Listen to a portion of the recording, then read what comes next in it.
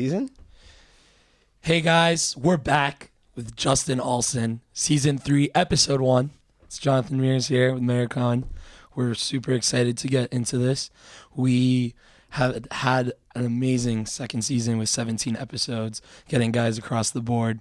Ryan Terrell, Willie Workman, Alex Leader, Abe Kuhn. Now we got another Maryland guy in the house. Yes, sir. Thanks for coming, man. Appreciate it.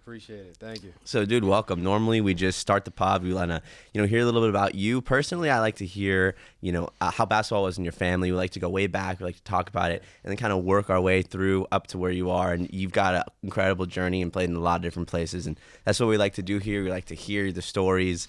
So don't be shy. But, we'd like to understand from athletes that Israel's a great place to play and that there's a scene over here and places where they can be successful. So first of all, thank you for coming on. We appreciate it. Appreciate it. So in your family, I guess starting, as John said, DMV is a super popular area for guys like this. So I guess working towards that when you were younger in your decision to go play at BU. So how did that shape up? We like to ask about, did they come recruit you for BU right out of high school? How did that process work? Yeah, they recruited me from high school.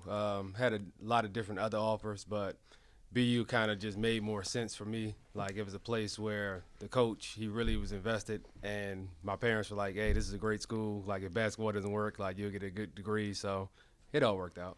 That's nice, yeah. So a lot of the things that players say when they come on is that connection that they make with the coach sticks with them all the way. And we see now a ton of guys are transferring all over because of transfer portal. So for someone who stayed 5 years, right, at BU, so how do you think that kind of affects college players now that they can just dip in the middle if it's not working out, or that whole NIL process, and how different would it have been if you were there then? Yeah, I mean, how I see it now is like, it's really a business. Like, I think the kids are looking at it as that. Their parents are looking at it as that. It's like, okay, if I play here for 1 year, I play good, I can leave and go get more money. It's like pretty much the same thing that we do overseas, but now it's just sped up. But at the same time, my personal opinion, I feel like it's taking like the love out of the game, of like the purity of college basketball, because now it's just like, oh, I don't like it here, I'm leaving. Or I'm about to go get more money, I'm leaving. But it's like, it's not a real connection where it's like, okay, the coach, the players, everybody's connected. It's like, nah, bro, we're fighting together. We're going to make something great happen. So For sure. I hear that. And you actually had 5 years at BU. Yeah. And your first 2 years, you didn't play so much, but it definitely probably groomed you. So why don't you talk about those first 2 years there? Yeah, the first 2 years, well, my freshman year, the coach wanted to redshirt me, but I'm like, no, I'm not going to do that. I'm like, I'm going to prove to you that I'm going to get there. That didn't work. But the guy that I was playing behind, my boy Dom, like, he kind of just helped groom me into the player I am now, honestly. Because, like, just playing behind him every day, like, dude was like 6'7", 260. Like, he was a train. Like, everything he wanted to do, great footwork, nice jump shot, So for me, just learning from him every day for those 2 years, like, it just made me just even a better player. So I appreciate him for that, for sure. 100%. I think now, like with, as you were saying before about the business, I think the March Madness is going on right now, and you're seeing like not the kind of crazy amounts of upsets in small teams. And I'm really wondering, is that because all these players, it's money now? If they can get $10 million, maybe not $10 million, $2 million from Michigan State for playing there, why are they going to stick at their small school? So I think that, sure. Has a huge impact. Yeah, for sure. It makes sense. It's just a business, It's like, hey, if I kill at a mid-major, of course I'm going to go get that money, because at the mid-majors, like, you might get some money. It's cool, but it's not going to be the same. So for yourself personally, like sticking through all those years at BU, I guess what was it about the school that you wanted to stick through it and see it through and really grow there, as opposed to maybe trying a fresh start somewhere else? Yeah. I think for me, my 5th year, like, I kind of was considering it because I got hurt my senior year. I was kind of considering it. But then in the back of my mind is like, I've been here this whole time. I worked hard to, like, be known as, like, for what I do. And, like, the coach just respected me and told me, like, the ball is coming to you. So for me, it's like, it's a no-brainer. Like, I'm going to stay. Like, I know I'm getting the ball. I know I'm getting the touches. And it's just going to make me look better. Instead of trying to go to a big school where it's like, I'm going to play limited minutes again. And then, like, oh, yeah, but we made a tournament and we did great. But it's like, how much of a role am I really playing in that? Did you always know you were going to play 5 years?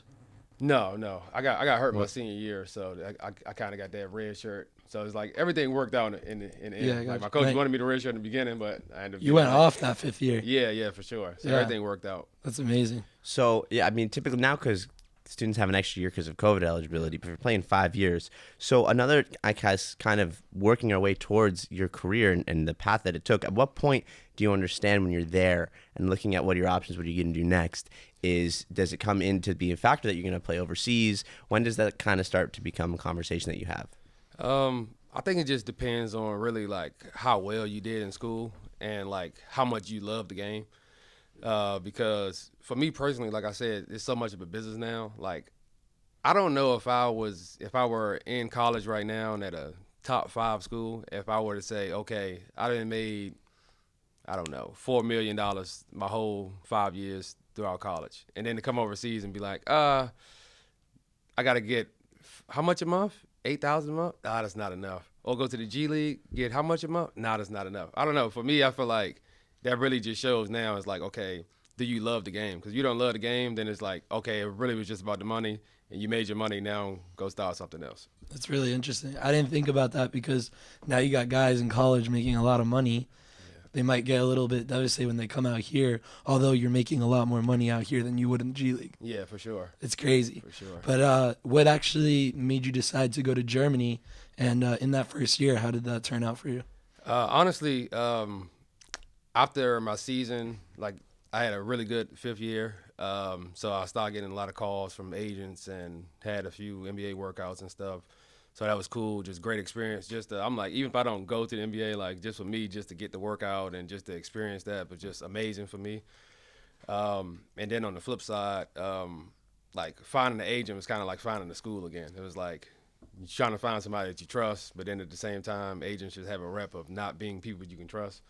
So for me, I ended up being lucky, finding a great guy, great group of people, and I've been with them for 8 years for my whole career, which is rare.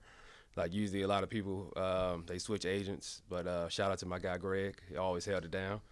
What was your other question? I'm sorry. Just how that year in Germany turned out on and off the court too. Oh, yeah. Germany was awesome, man. Like that was my first year, like just really being by myself overseas and just trying to figure it all out. Like I literally just watched a lot of movies, a lot of FaceTime, At points, it was like, damn, I'm ready to go home just to visit for at least a weekend, just thinking like the college mindset. Like, but it worked out, I got hurt like after maybe like 10 games.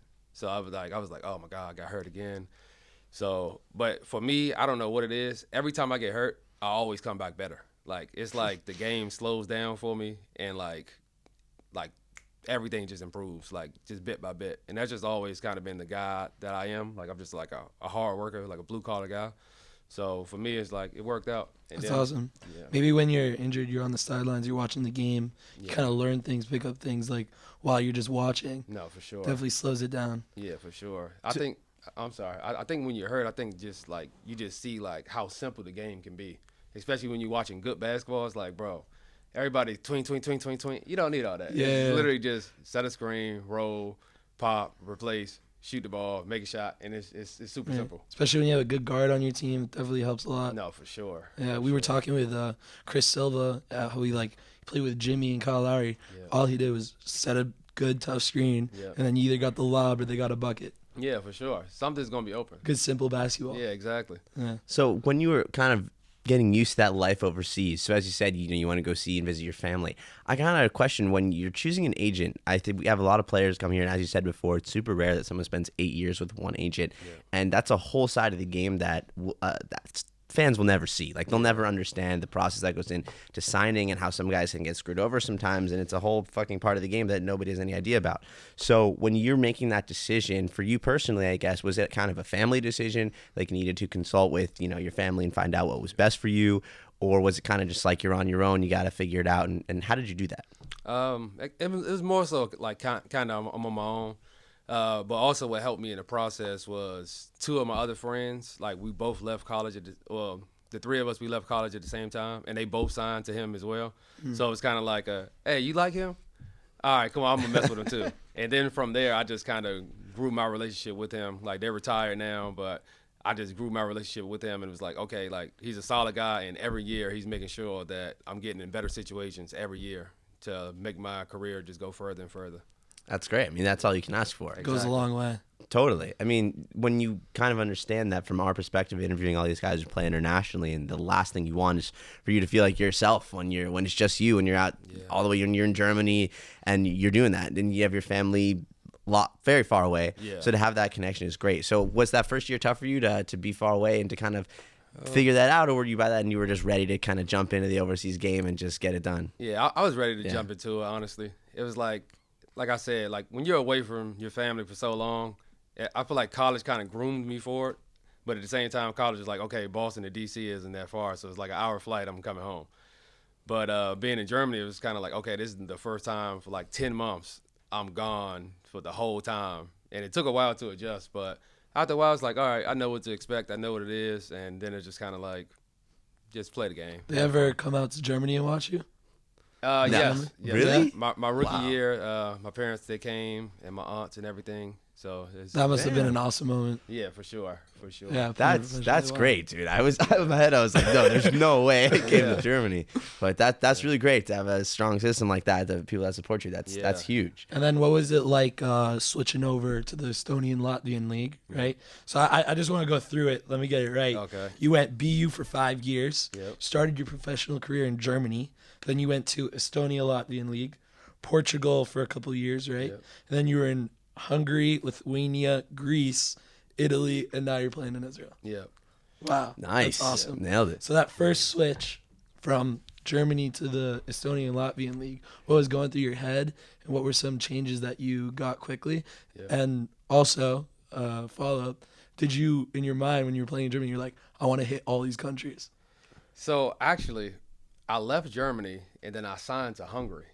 I went to Hungary for preseason, and then I got hurt again. The same foot. So I'm gonna tell you guys, I broke. It's kind of insane, honestly. I broke my left foot 3 times. I broke my right foot 3 times. So for 18 months out of my life, out of my adult life, I wasn't walking. Wow. Like it's kind of crazy, honestly. It's a year and a half. Yeah, it's kind of crazy. But like I said, I'm so crazy and so determined in my mind that like I want to hoop and I want to be better. Like I'm talking to doctors, they like, hey, you probably should, I'm like, I'm not going to stop. Like, just put a screw in it, fix it, let's go. Like, and everything's been good for the last couple of years. Like, God's been protecting me, so appreciative of that. But, when I was in Germany, I really didn't understand everything about overseas basketball. I didn't really understand the Euro League and the Champions League and the Euro Cup, everything. I was just excited to be there. But throughout the years, once I got to Estonia and Latvia, that's why I realized, okay, like, oh, it's different. It's different levels and it's different leagues. So it's like, okay, you can play in the top league, but then in those top leagues, you play internationally. So all that kind of just hit me. It's like, oh, this is what I want to be. Like, I want to just keep moving up, that I can play internationally, that I can play to all these different countries. So it's been dope. And in Germany, you played in the first division? No, I was in the second division. You were in the second division. Yeah, so then in Estonia, Latvia, you went to the first division. Yep. And that's where you played in the Euro Cup? Or no, that's when we were just in the first Estonia league. game. And then you're like, I want to go, I want to hit Euro Cup, I want to hit Champions League. And when you got to Euro Cup, Champions League, how was that environment different? It was amazing. Like, it was just, it really just showed me levels, like just from the referees to the players, and like everything was just better. Yeah. Like I feel like in the leagues, for my opinion, it's like the refs are terrible most times.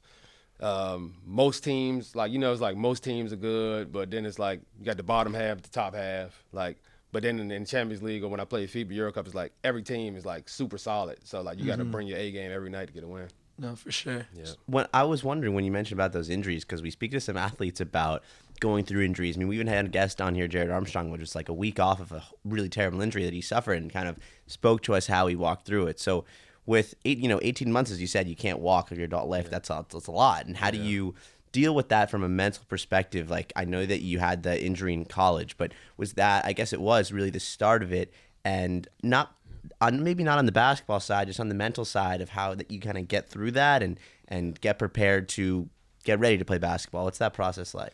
Honestly, it's a lot of prayer. It's a lot of talking to your family, and then a lot of self-talk, just reassuring yourself, like, God didn't bring me this far to bring me this far. Like, it's kind of more like that mindset. Like I said, it's just like every day I want to be better. I want to do something to progress myself in what I love, and what I love is basketball. So it's just like every day I'm trying to do something just to keep me moving, keep me going. So, but it's tough. I'm not gonna lie. Like, especially when it keeps happening, if it's just kind of like, oh man, did I not learn my lesson? Like, I don't know. But over time, it's just like I gotta make sure I'm doing the small things, working out my toes every day, and just just listening to the trainers and stuff more, just to make sure that I'm staying cool. It seems like you're like at your 5th or 6th time. You're like, all right, let's go, let's do it again. Yeah, pretty much, pretty much. My family is like, "Are you sure?" I'm like, "I'm good. Wow, I'll figure it out." wow. So most of the time when these teams, I'm just kind of curious, when these teams have injuries for them when you're playing in Germany or playing in Estonia, different things like that. Yeah. Does it matter how far you are into the season when you get injured based off of what they would like essentially do with you? At what point would they want you to send you back, or you stay with the team for the rest of the time? Yeah. How does that work? It really just depends on your contract. Like my contract, my rookie year in Germany, I had it in my contract that if I get hurt, no matter what, they have to keep me. So I stayed there, did my rehab. When I was in Hungary and I got hurt, it was in the preseason, so I was going to be out for 3 months. So they were like, oh, we're just going to just let you go. And then, yeah, it really just depends on the contract, honestly. Yeah. I hear that. So when you were transitioning from BU to then Germany, tell us a little bit about the play style change, the rule change, because that's a lot of what we'd like to talk about here, is that actually the ins and outs of basketball. So what was that first understanding like coming out of BU and getting used to what's it like in Germany? Well, first of all, when I was at BU, we went to Italy and Switzerland. We had like kind of like we played against some professional teams in the summer, like before the season started. How'd you guys do? We killed every team. It was so easy, honestly. Was these first league teams? Some and some second league. Okay. Yeah, but it was just super easy because like most teams, they didn't have all their guys, or they only had like 2 Americans, and it's just like all of us versus them. It was like, wow. It wasn't fair. But there was kind of like the first time I got like a taste of Europe. It was like, okay, like I know I can do this and I know I can play against these guys. But then when I got to Germany, I really realized like, okay, like the move I used in college, like I face up, rip through, and overseas is to travel every time. So I had to get used to like, okay, like I got to be able to put the ball down first or faster instead of just ripping through from the post. Like, and it's kind of crazy because like in college, that was like my move. Like, it was hard for me. It was hard for people to stop it because like my first step was quick, but then I got out here. It's like, oh man, I kind of got to like reshape my game and change my game. Yeah, that, and I realized I'm not as tall as I thought I was. Like in college, it's kind of like, okay, you have some 7-footers, you have some 6'10" guys, whatever. But when I was in college, I only played center, and then I came overseas, and I'm like, these guys are huge. Like, there's no way I could continue playing center. So that's kind of how I like evolved and started shooting the jump shots more, and it just became like, okay, like since I can't do that anymore, I can't really bang in the post how I want to. I got to kind of evolve. Brought the game out more. Yep, exactly. Nice. And when BU brought you guys over to Europe, is that like a certain program they have trying to get you guys to come out and like play overseas post BU? No, I think it's like something that like every college does, honestly, or every D1 school does, just to like get exposure to like playing in different countries and stuff. That's great. That's awesome. awesome. You see Auburn do it with Auburn comes to here. Israel, and that's cool. So we'll see, they're doing good in the tournament. Auburn's great. Yeah. So, okay, that's very interesting. I mean, a lot of what we hear from guys is that getting used to that, and also the physicality they talk about from different leagues. So I guess maybe from Europe to Europe now, I'm kind of curious, as you've played in lots of different places, which one was maybe, I guess, the biggest change jump to jump, or was it kind of the BU, then you're playing in Europe, and that was the biggest jump? Let's think. Okay, so since I've been injured so many times, especially in the beginning of my career, like it took me a while to like finally get to that playing in like the better leagues. Like, you know, like I'll sign the teams, and the teams or the fans, they're like, yeah, I don't really know about this guy. Like, he just came from like Portugal, like, which is in like a super respected league. And then I go to Hungary and I kill there, and then they're like, okay, then I go to Lithuania, then Lithuania's like, he was just in Hungary, I don't really know. Then I kill there. So it's kind of like every year is just getting harder and harder for me. But it was like I liked it because I'm always the underdog. Everybody's not expecting me to be who I am. So for me, it's just like I take that personally, and I want to show everybody like I am who I say I am, and like I know I'm that good, so I'm going to show you. That's great. Wow. That's really and you're interesting. hearing this, like these like fans like talking shit and stuff. Yeah, but like sometimes it'd be even like the GMs or like of my team or the players. They like, yeah, bro, I don't know, you played. Like, all right, I'll show you. So first practice, you're like, you come in, you're like, all right, you ready, guys? Yeah, pretty much. I'm like, I'll show you. Wow. And to adapt to a certain league, like he's asking you, like, was there? You said coming to Germany, you had to bring it out a little bit more. Yeah. Where is the league that you really felt that you adapted and you like were able to prove yourself? I know we talked about it earlier when you came out here. You had the cup in Ramat Gan. You were killing out there. Yeah. So what was about Ramat Gan? And also now being here in Holon, you've been killing. Yeah. And like, what is it about this? Maybe the Israeli league as a league that makes you really like just go at it here. I love it out here, honestly. Like. Out of all the countries I've played in, this is probably between here and Greece. Like these are like my two favorite. I mean, I'm sure you guys can guess why. Like, you can be on the beach every day. Like the weather's nice. The people are friendly. Food is good. But out here, I just feel comfortable, man. Like, my small stint with Ramadan and even now with Holon is like they allow me to play my game. And for me personally, when a coach and my teammates allow me to play my game and just do what I do well, I look good. And especially now I'm playing with a guy like DJ Cooper. Like, he's one of the best point guards I've ever played with. Like, this guy's just going to find you in all the right spots and just make you look good effortlessly. Yeah, he's been killing. Yeah. You guys signed the same time or? I signed like 2 weeks before him. 2 weeks before, and then he came. And did you notice the switch in the team immediately? Yeah, for sure. Like he's a veteran, so like he's played everywhere. Right. And every team he goes to, he makes the team better. And we could talk about it in all these different leagues. Have you always played more of like a 4 or 5 type of player? Honestly, I always like my first like 5 years, I played only the 5. Strictly 5. Strictly the 5.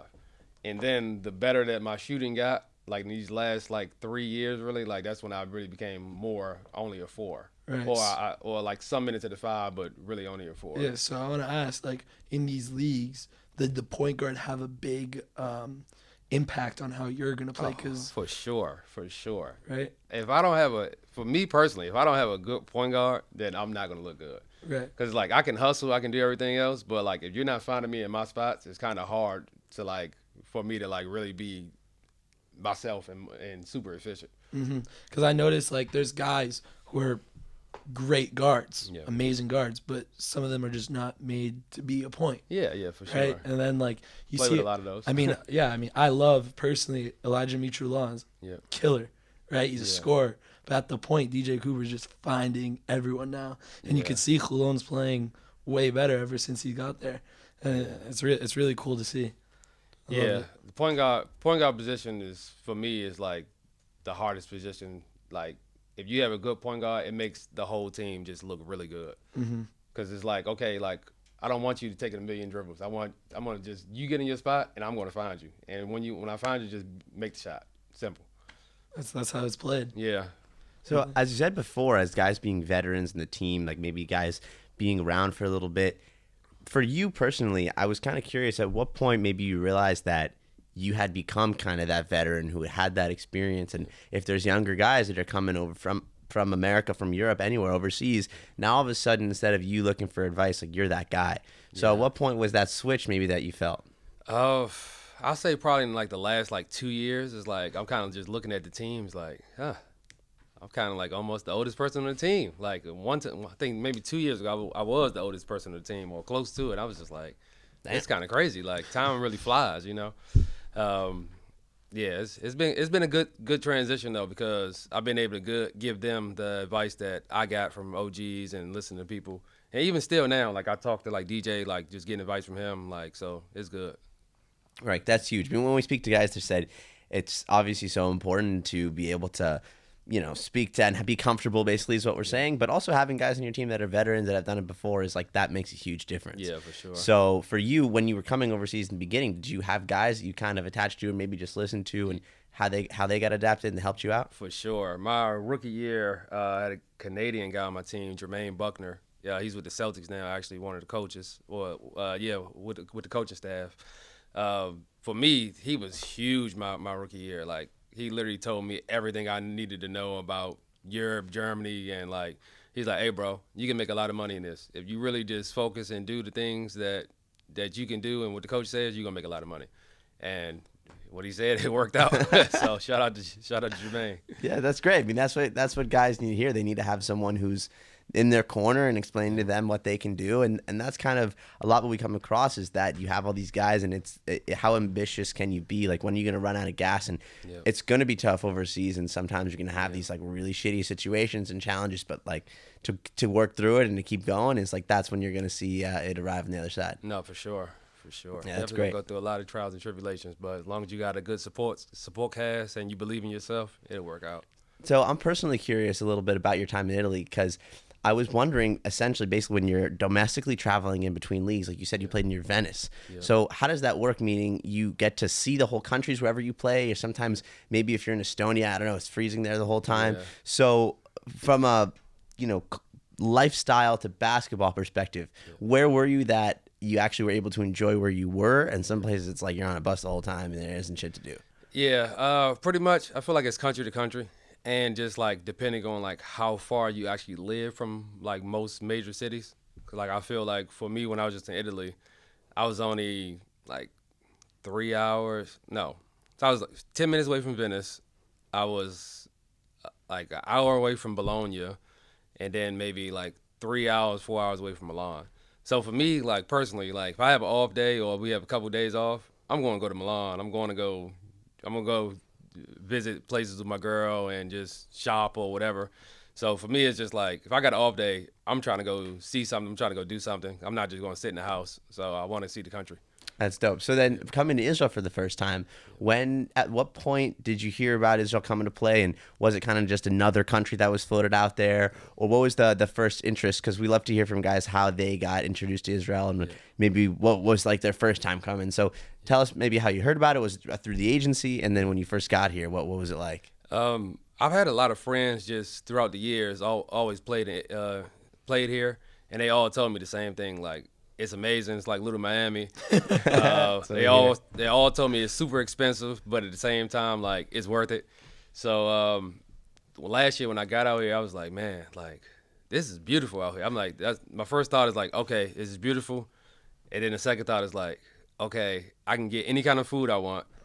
I can go travel. I can go to Jerusalem. I can go to Nazareth. Like, it's like, this is for me. It's just like, oh, I'm in the Holy Land. Like, what else? Like, what more do I want? For sure. And That's there's awesome. something, I think you're a faithful guy, right? Is there something about coming Israel, like historically, that like resonates with you? Yeah, for sure. I think just for me personally, like, been reading the Bible my whole life and going to Catholic schools and everything else. But it's just like, just to be able to say like, okay, like I've been here, like feet on soil, like I've been to these different places. Like a lot of people, especially where I come from, like they don't get a chance to even do this or say that they live there, So for me, it's like living in all these different countries, especially in Israel, is like, this is a blessing. And just to be able to like tell my family, tell my kids, like I've lived all these different lives and lived in all these different places is pretty cool. That's amazing. It is. Yeah. It is really cool. So I guess kind of from a basketball perspective, what we like to hear is, I guess, the podcast, like we like talked to a lot of players here in Israel, obviously Israeli players too. Yeah. So what have you noticed about maybe the Israeli league that's different or that stands out to you?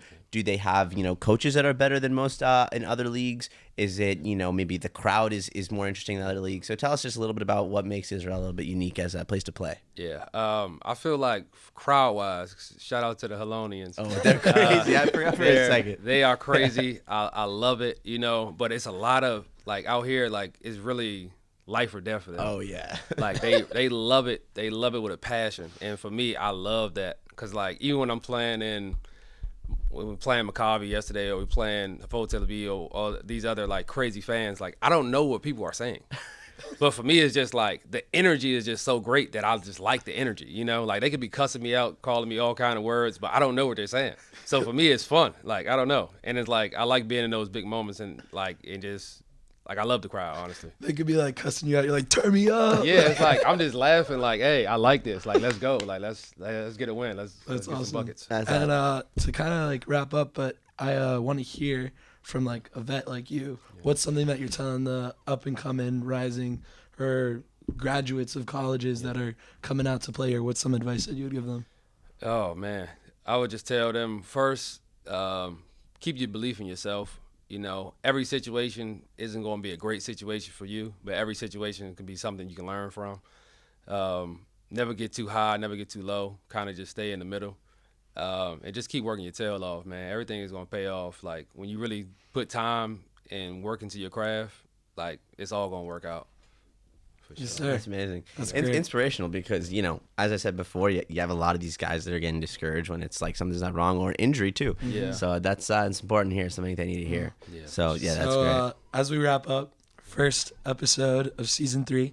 In season 2, our listeners know that we had the shot clock segment, but we're switching it up this season. We're gonna call it the one-on-one. We're basically gonna do like a would you rather type of situation. Okay. We're just gonna ask you a few questions. So first question: Prime Amari in New York Yep. or Phoenix, or Stoudemire in Europe? Tel Aviv. Suns. Yeah, Suns. that's a Hall of Suns. Famer over there. Easy. All right, and playing in Tel Aviv like last night or Jerusalem? What's better? I haven't played in Jerusalem yet. Oh, you haven't I'm played yet? I'm gonna go with Tel Aviv. All right, Tel Aviv, That's a there great you go. place to play. So what about morning games? You have a game you see on the schedule. You got one at noon, or you got Yeah. one at 9:00. What do you At rather 9 play? o'clock. All day? Yeah. For sure. Depending on the day. Depending on the day. Okay, I Yeah, like that. I'll I say like that. depending on the day. Night games are better because then you can kind of get prepped for it all day. It's kind of hard to wake up and just be like, all right, we got to go play. Like, I got to wake up, do my ritual, chill a little bit. I see that. Get I right. see that. So when you're also, I wanted to ask, when you're maybe get a steal on defense, Yeah. or you're getting like a fast break dunk on the other side, which one do you enjoy more? Fast break dunk. Yeah. For sure.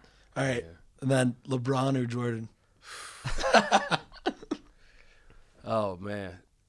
I'll say Jordan, just straight up Jordan. But then at the end of the day, LeBron is going to lead every statistical category. So it's like 20 years, everybody's probably going to be saying LeBron. But culturally and just for the game of basketball, Jordan for Yeah, sure. that's the right answer. You can't know, especially playing overseas. The way basketball spread to the world was Jordan, and everybody knows Yeah. that.